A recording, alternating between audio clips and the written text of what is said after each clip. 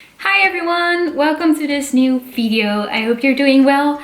I hope you're having a lovely summer so far. Thank you for spending your time here with me, choosing to be here on my channel. I really appreciate it. A little while ago I asked you guys on Instagram what you wanted to see from me, and a lot of you admitted that you miss my personal videos or my captions, just the personal aspect of my videos. And I have to admit, it's true, I haven't done that a lot. Of course, I'm talking a little bit in my studio vlogs, but that's it.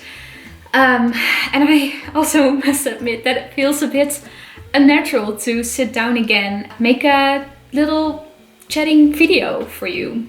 But I'm still really happy to be here, and today's video is going to be about my experience with the pandemic. I try to create a little cozy, warm corner here on the internet where you can get away from your daily life and just feel nice. So I'm not going into the negative aspects of the pandemic, but I'm just gonna talk about my positive experience and things that I've learned and all that good stuff actually. So grab yourself a lovely cup of coffee or another beverage, something nice to drink or to snack, and let's chat. Just to give you a little bit of background information on my personal life, I guess. If you haven't seen this, haven't seen my studio vlogs or follow me on Instagram, you probably don't know that I had to do an internship this year.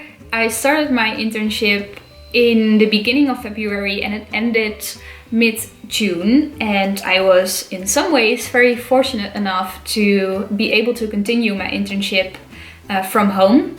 I started working 4 days a week at an office in Amsterdam, and after 6 weeks, 5-6 weeks or so, I was just getting used to everything, working in an office, working with a team. But after 6 weeks, we all had to work from home because of the pandemic. And to be honest, this video is a positive one. It turned out to be a positive thing for me, working from home. The thing is, I chose to do this internship because I really wanted the experience of working at an office, working office hours, so 9 to 5, and working in a team and being in a commercial environment. And if you know me a little bit, you know that that is not something that fits me. It doesn't suit me at all, but I really wanted the experience in the form of an internship so I could discover it for myself and see if my expectations were true. And they turned out to be true. And working from home kind of saved my internship, my mental health as well, because even though my colleagues were absolutely amazing, such lovely ladies, I really liked working with them, I couldn't stand working at an office because I'm just too sensitive for loud noises, for chatty people, for office related stuff. And my desk was in the middle of the office. There was a door next to me. There were people constantly walking around my desk and asking questions, and there was music, and we had to have lunch together every day. And even though that was really nice, I mean, I got to know my colleagues, like their personal lives, and that was really nice, but also super tiring. And working from home allowed me to just, you know, be in my own bubble and concentrate on the stuff that I needed to get done. So that was a realization for me that I really don't like working in an office. And maybe you're saying right now, well, Daphne, you had one experience, you don't know. But this was my third internship, and I've had many different side jobs. I also worked at several call centers, which is also some sort of an office with a lot of noisy people. And I know that I'm a highly sensitive person. I've known that for ages, but I'm trying to fit in an extroverted, noisy, loud world. I discovered once again that it's just not something that works for me, which is okay, but that does mean that I have to be a little bit more creative when it comes to working and earning money. But for now I'm still a student, trying not to worry too much about it. We'll see how it goes. But yeah, the pandemic happening is absolutely shitty, but it turned out great for me because I got to work from home and I really liked it. Okay, I had to stop my recording because my camera was apparently overheated. So I'm here again, we're back. I was talking about something, but I'm afraid I have to start again. So let me grab my notes. Yes, this is what I was talking about. I did not only start my internship in February, I also moved houses. If you haven't noticed, I actually don't think you can tell right now, but I moved houses and I'm in a completely different room right now.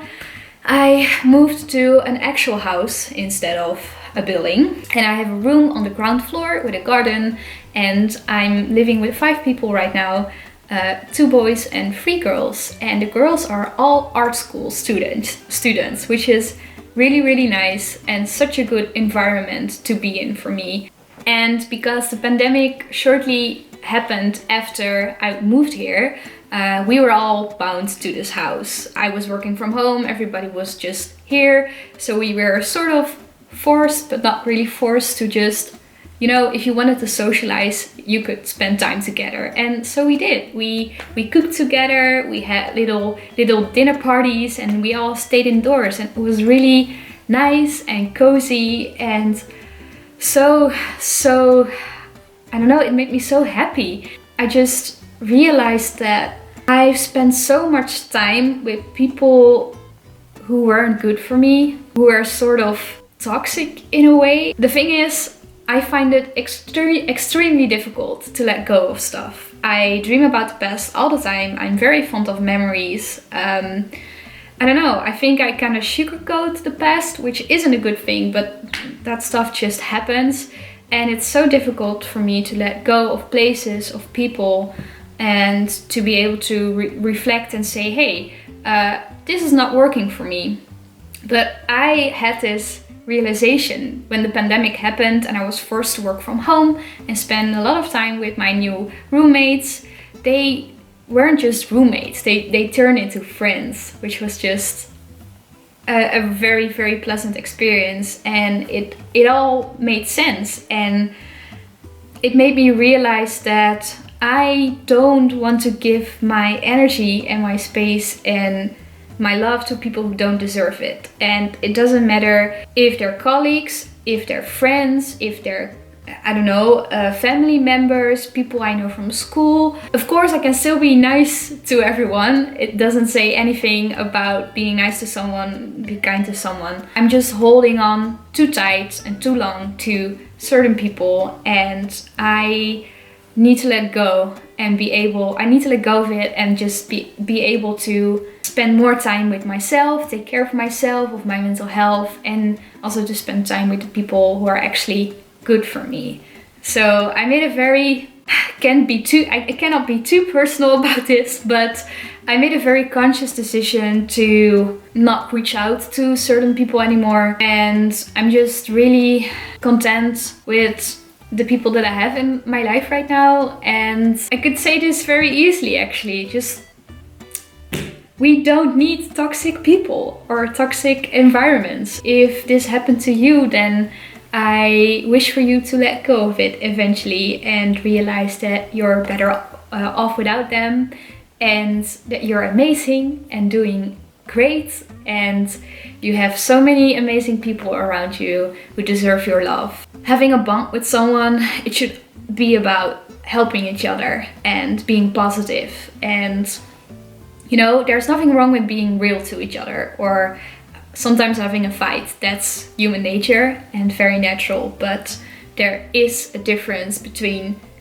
people who will help you get further in life or people who are just holding you back. I need to learn how to let go of those people and situations. Okay, so I've been talking to the camera for quite a while now, but there's one last thing on my little list that I really want to tell you about. I made a video about this a couple of years ago in Dutch. Maybe someday I'm going to do a video about it in English. It feels a bit weird to do that, to be honest, because it's it's super personal, but also I make different kind of content these days. But let me know if you're interested in it. Perhaps I can discuss it on my Instagram stories. I don't know. Okay, I was born with hip displacement. My left hip wasn't as it should have been when I was born, but luckily I immediately got some help from the doctors. They gave my parents this funny little pants that they put on me, and I had to wear it for several months, I believe. So the first months of my life I looked like a little frog, and those pants apparently helped my hip to be better again. It sort of didn't work, or I don't know, my body changed. I don't know what happened. They haven't given me a proper explanation for this. But when I was the sweet age of 18, the pain came back. And I was having trouble moving around, walking for longer periods of time. Even sitting cross-legged was very hurtful, very painful at some point. So I went to the doctors and to the hospital. I even got an MRI at some point, which was an otherworldly experience for someone who hasn't been to a hospital that often and just watches The Good Doctor, and you know, that's my hospital experience. But basically they told me that my hip displacement was still a thing, and that I had to get some physiotherapy, and that I needed to exercise more, basically, because my lazy ass wasn't exercising at that point in my life, because I was going to school, traveling all day, and that sort of caused my pain to, I don't know, be back.